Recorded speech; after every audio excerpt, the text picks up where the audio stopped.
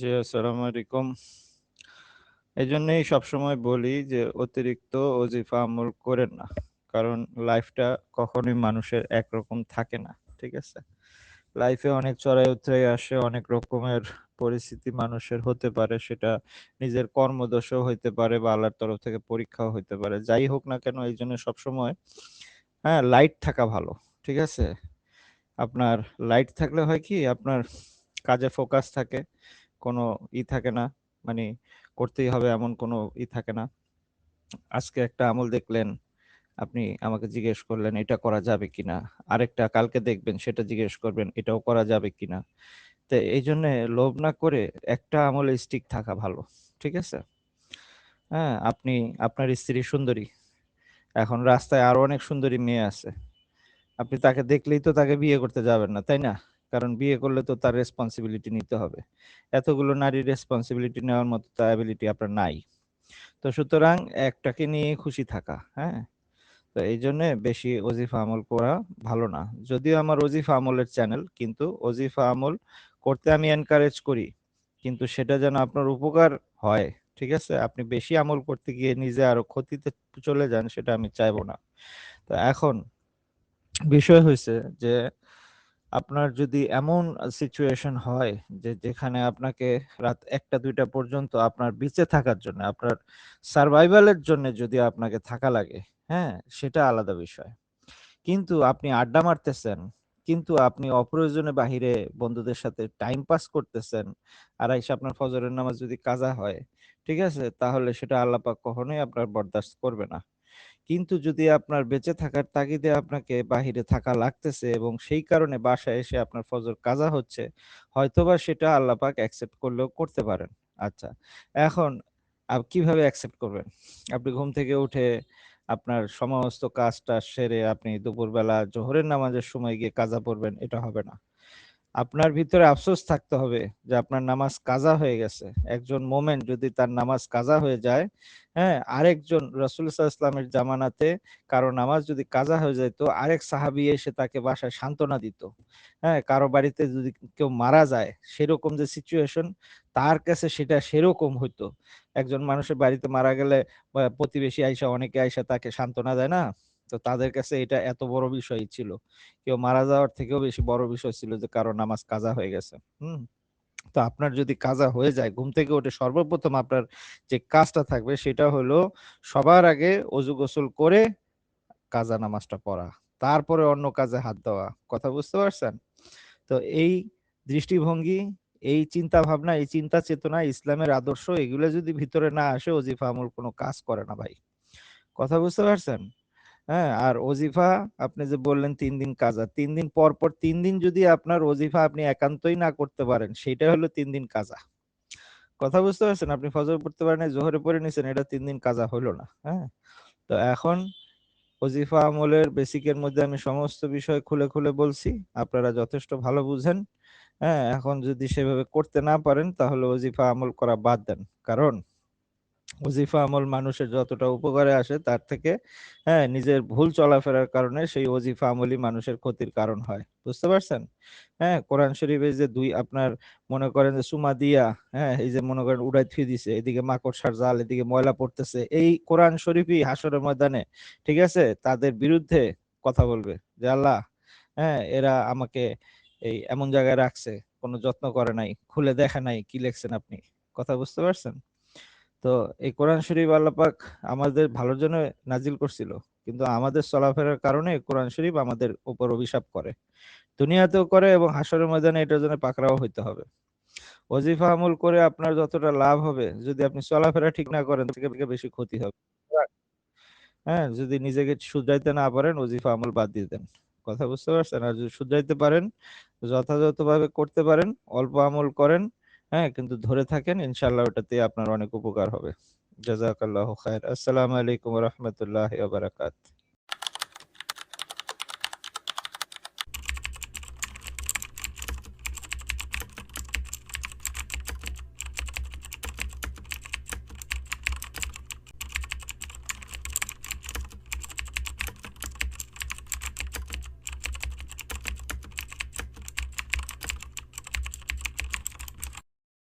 জি, আসসালামু আলাইকুম ভাই।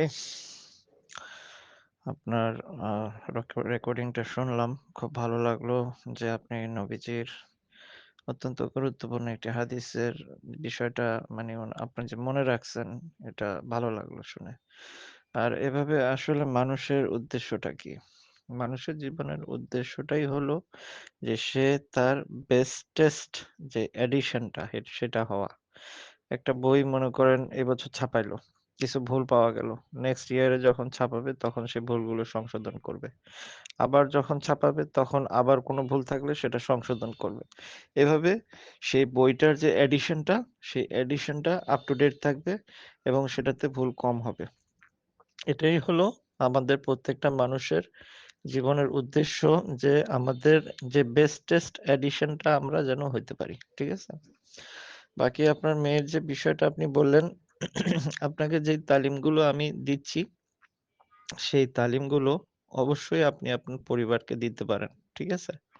হ্যাঁ, কিন্তু যেহেতু আপনি এখনো সে পর্যায়ে যান নাই যে আপনি কাউকে মনে করেন যে শিখাবেন, সেটা তো আপনি পারবেন না। বাট আমলগুলো আপনি অবশ্যই মানুষকে জানাইতে পারবেন। এতে কোনো সন্দেহ নাই।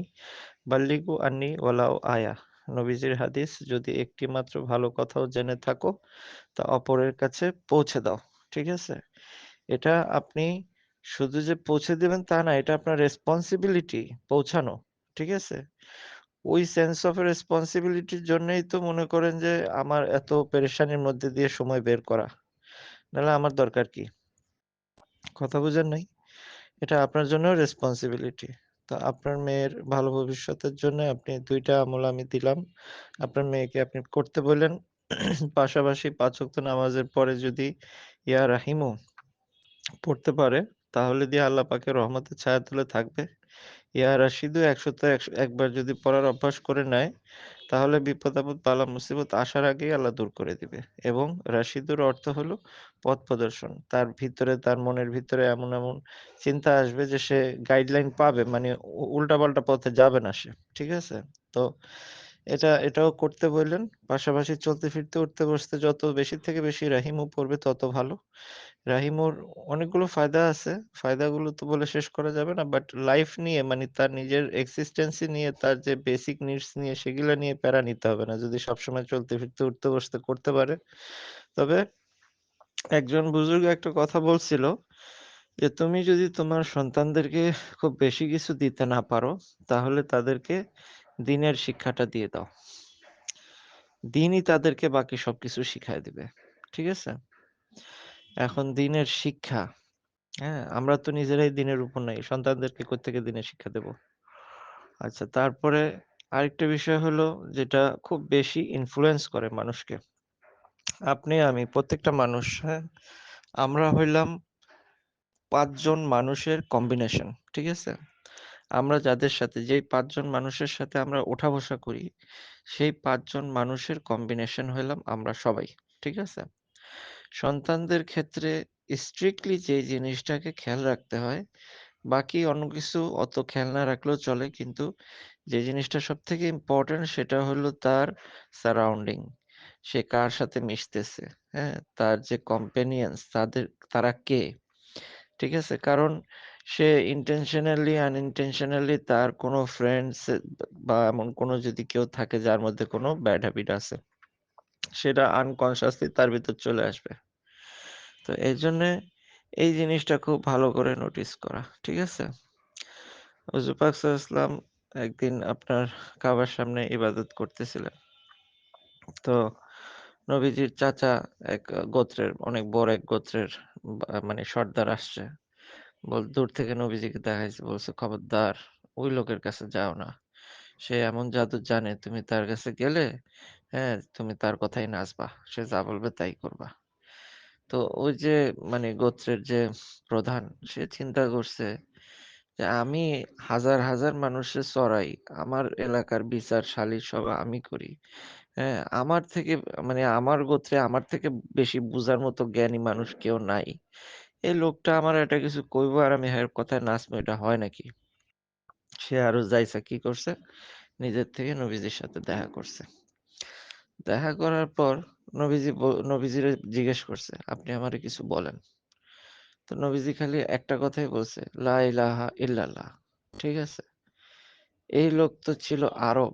ঠিক আছে? আমরা তো আসলে আরবি ভাষার গভীরতা বুঝি না। হ্যাঁ? আমরা খালি সুপারফিশিয়ালি অর্থটা বুঝি। এর ডেপথ এ কি আছে এটা আমরা বুঝি না।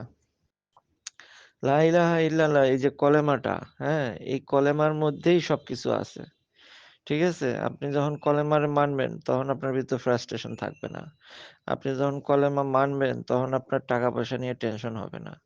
আপনি যখন কলেমারে মানবেন তখন আপনি অন্যায়ের বিরুদ্ধে কথা বলতে আপনার ভয় লাগবে না। ঠিক আছে? আপনি যখন কলেমারে মানবেন তখন আপনার সামনে, হ্যাঁ, যারা আল্লাহকে মানে না তাদের চাকচিক্য দেখে আপনার কষ্ট লাগবে না। মোট কথা আপনার দৃষ্টিভঙ্গি, আপনার চলাফেরা সবকিছুই এই কলেমার মধ্যে আছে। কিন্তু আমরা কি কলেমার অর্থ বুঝি? কলেমারে নিজের জীবনে আনতে পারছি? কলেমারে আমাদের আদর্শের মধ্যে নিয়ে আসতে পারছি? হ্যাঁ? কলেমার চশমা লাগায় কি আমরা দুনিয়াটারে দেখি? দেখি না তো। তো এইজন্যে যেটা করতে হবে যে কলেমার হাকিকতটাকে যদি আপনার মেয়েকে আপনি বুঝাই দিতে পারেন, হ্যাঁ? কলেমা যদি তার ভিতরে ঢুকাই দিতে পারেন, হ্যাঁ? তাহলে দিয়ে আর কারোর প্রয়োজন পড়ে না। ঠিক আছে? আপনি থাকবেন না, আমি থাকবো না। পৃথিবীর, হ্যাঁ, অনেক কিছুই মনে করেন যে পরিবর্তনশীল। কিন্তু আল্লাহ পাক সে ছিলেন, থাকবেন। আপনার সন্তানের জন্যে যথেষ্ট। ঠিক আছে? যদি আল্লাহর সাথে তার কানেকশন করায় দিতে পারেন। তো যাই হোক আপনার আ ভালো, আপনার মেয়ের উন্নত ভবিষ্যতের জন্য দোয়া করি। আপনি এই আমলগুলো তাকে দিবেন। হ্যাঁ, পাশাপাশি ইয়া রাহিমও চলতে ফিরতে, উঠতে পড়তে এটা ওনাকে শুধু আপনার সন্তানের জন্য আপনি কেন ভালো চাইবেন শুধু?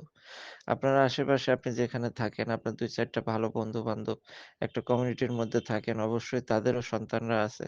হ্যাঁ, তাদেরকেও আপনি জানাবেন। ঠিক আছে? তাদেরকে আমার তালিমের ব্যাপারে জানাবেন। আমি যে সার্ভিসটা আপনাকে দিচ্ছি তাদের মধ্যে যদি এরকম স্পিরিচুয়াল লাইনে কারো মানে থাকে, ইন্টারেস্ট থাকে, সঠিক গাইডলাইন পাচ্ছে না, তাদেরকে আপনি দাওয়াত দেন। যে আমার এরকম একজন ওস্তাদ আছে, আপনারা চাইলে তার থেকে সময় নিয়ে আপনারাও উনার থেকে বেনিফিটেড হইতে পারেন। হ্যাঁ, এটা তো আপনার সেন্স অফ রেসপনসিবিলিটির মধ্যে আসে। আপনি একটা ভালো জিনিস জানবেন, আপনি মানুষকে না জানায় যদি মারা যান, তাহলে আপনাকে সেটার জন্য আল্লাহর কাছে কৈফিয়ত দিতে হবে। বুঝতে পারছেন? তো এই হচ্ছে বিষয়। তো এভাবে আশা করি আপনার মেয়ের একটা ভালো ভবিষ্যৎ হবে। বাট একটা বিষয় আমি আপনাকে বলতে চাই। সেটা হলো যে প্রাকৃতিক বিষয়। হুম?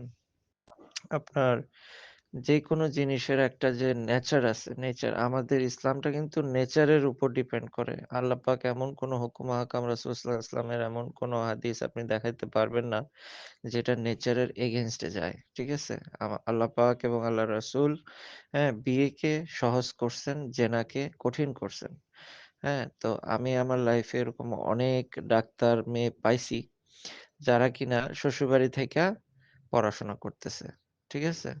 অথবা বাপের বাড়ি থেকেই পড়াশোনা করে কিন্তু বিয়ে করে দিছে বাপ-মা, স্বামী আসা যাওয়ার মধ্যে থাকে। প্রত্যেকটা মানুষের যে ফিজিক্যাল নিডস আছে, আপনিও আপনার মেয়ের এজটা পার হয়ে আসছেন।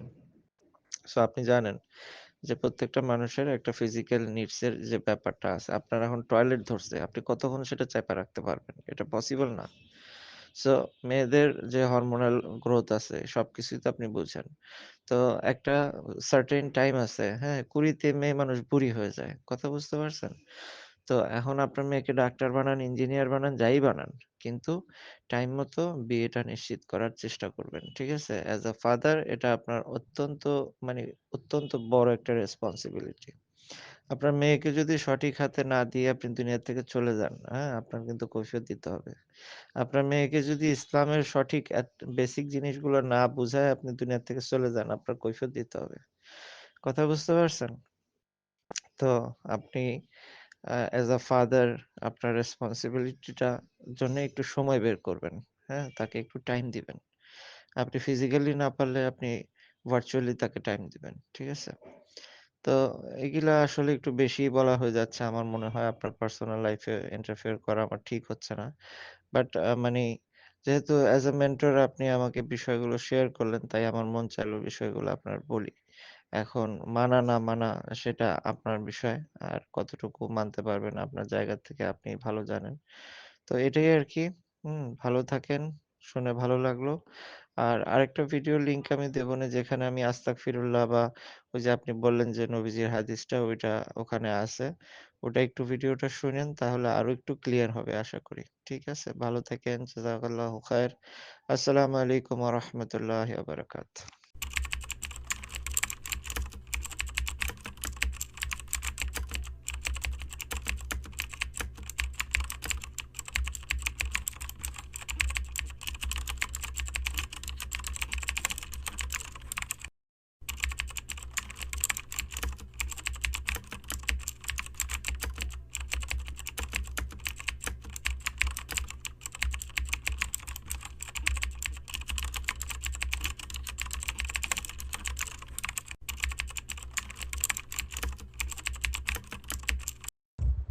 জি, ওয়ালাইকুম আসসালাম ভাই। শুনে খুব ভালো লাগলো। মানুষের জন্য যার হৃদয় কাঁদে না মানুষের কষ্ট দেখে, তার থেকে পশু পাখি অনেক ভালো। ঠিক আছে? এতে কোনো সন্দেহ নাই যে আপনি কাজটা করছেন, খুব ভালো কাজ করছেন। ঠিক আছে? কিন্তু এখন আপনাকে ইসলাম কি শিক্ষা দিছে? ইসলামের শিক্ষাটা আপনি আগে বুঝেন। ইসলাম বলছে এতেদাল, ব্যালেন্স। ইসলাম বৈরাগ্য পছন্দ করে না, আবার সংসার নিয়ে এত ব্যস্ত হয়ে গেলেন যে আল্লাহকে ভুলে গেলেন, এটাও পছন্দ করে না। ঠিক আছে? ইসলাম আপনাকে মানে কৃপণতাও পছন্দ করে না, আর আপনি বেহিসাবি খরচ করবেন এটাও পছন্দ করে না ইসলাম। আপনি আল্লাহর রাস্তায় দানও করবেন, আবার হিসাব করেও চলবেন। নবীজির কাছে এক লোক আসছে, ওনার খুব সমস্যা। নবীজি বলছে তুমি ওমরের বাসার সামনে যাও, গিয়ে হ্যাঁ একটু জোরে চেঁচায় ওকে ডাক দিবা, ডাক দেওয়ার পর ও বের হলে আমার কথা বলবা, বলবা যে রাসূল সাল্লাল্লাহু আলাইহি ওয়াসাল্লাম পাঠাইছে আমাকে আমাকে কিছু হেল্প করার জন্য। তো ভদ্রলোক গেছে, ওমর রাদিয়াল্লাহু তাআলা আনহুর যে তখন তো তাঁবুর ঘর ছিল, তো তাঁবুর বাইরে গিয়ে মানে গলা চেঁচায় ডাক দিবে, তার আগে উনি শুনতে পাচ্ছে যে ওনার ওয়াইফের সাথে ওমর রাদিয়াল্লাহু তাআলা আনহুর ঝগড়া হচ্ছে। কি নিয়ে ঝগড়া হচ্ছে? যে তুমি রাতের বেলা কুপির ইটা একটু বাড়ায় রাখছিলা কেন? হ্যাঁ, এত তো আলোর প্রয়োজন ছিল না, আর এই যে একটু বাড়ায় রাখছিলা এই কারণে সারা রাত যে তেলটা খাইছে এটা তো তুমি ঠিক করো না, এই অপচয় করছো তুমি, এতগুলো তেল নষ্ট হইলো রাতের বেলা।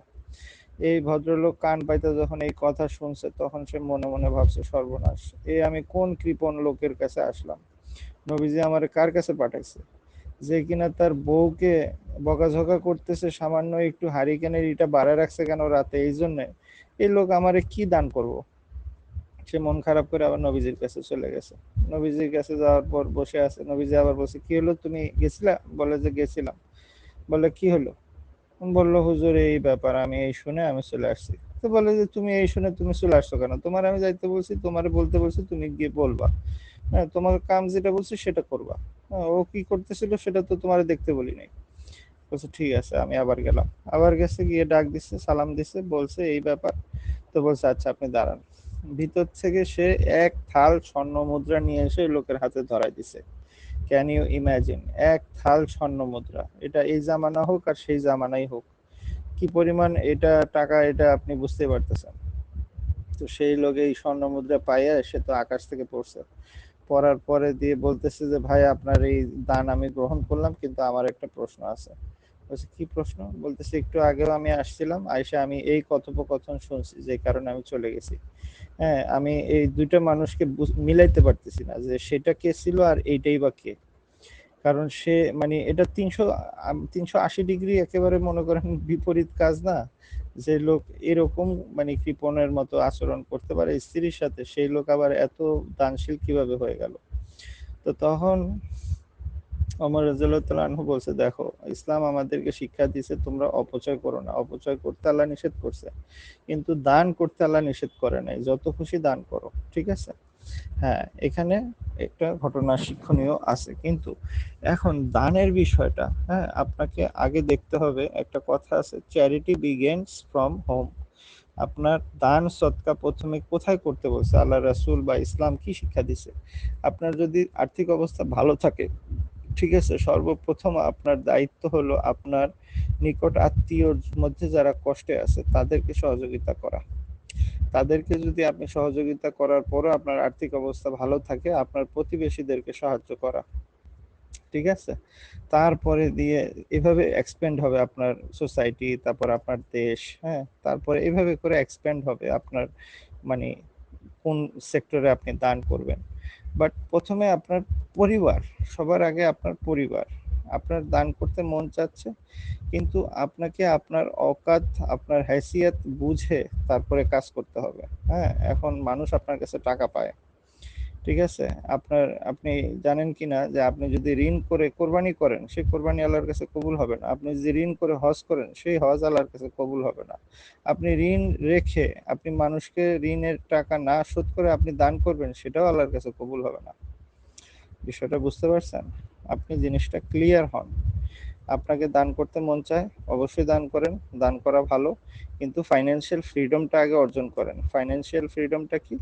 আপনি মানুষের ঋণের মধ্যে থাকা অবস্থায় আপনি ফাইন্যান্সিয়ালি ফ্রিডম নাই আপনার। হ্যাঁ? আপনাকে অপচয় করার, আপনাকে দান করার, আপনাকে চ্যারিটি করার মতো সেই ফ্রিডমটা এখন আপনার নাই। কারণ আপনি একজনের কাছে ঋণবদ্ধ, ঋণগ্রস্ত। সেই লোক যে টাকাটা আপনাকে দিছে, সেই টাকাটাও তার খুব কষ্টের টাকা। সেই টাকাটাকে আপনি তাকে একটা আশ্বাস দিয়ে আপনি তার থেকে যে টাকাটা নিছেন, সেই টাকাটা আপনি তাকে না দিয়ে এখন সেই টাকা আপনি মানুষকে দান করে বেড়াচ্ছেন। হ্যাঁ, এটা তো অন্যায়। এটা তো ঠিক না। আপনার যদি কারো কাছে টাকা পান, সে আপনারে টাকা না দিয়ে মানুষের দান করে বেড়াইলে আপনার কাছে শুনলে খারাপ লাগবে। যে ওর বিপদের সময় আমি ওরে দেখলাম, আমার বিপদটাও কই দেখলো। তো এই জন্য ভাই, সবকিছুকে ব্যালেন্স করতে হবে, ঠিক আছে? আবেগটাকে নিয়ন্ত্রণ করতে হবে। আপনাকে দান করতে মন চায়, এটা খুব ভালো লক্ষণ, এটা খুবই ভালো লক্ষণ। আল্লাহ মাকলুকের প্রতি মহব্বত থাকা, হ্যাঁ, এটাই তো হওয়া উচিত। কিন্তু অ্যাট দ্য সেম টাইম আপনার আবেগটাকে আপনার ব্রেন দিয়ে নিয়ন্ত্রণ করতে হবে যে এখন কি আমি দান করার উপযুক্ত কিনা। আশা করি এই এত বড় ব্যাখ্যার মধ্যে দিয়ে উত্তরটা পাইছেন, ঠিক আছে? আর তারপরেও না পাইলে তো আর আমার কিছু করার নাই ভাই, বাকিটা আল্লাহ পাকের উপর। তো ভালো থাকেন ভাই, দোয়া রাখবেন। আসসালামু আলাইকুম ওয়া রাহমাতুল্লাহি ওয়া বারাকাতুহু।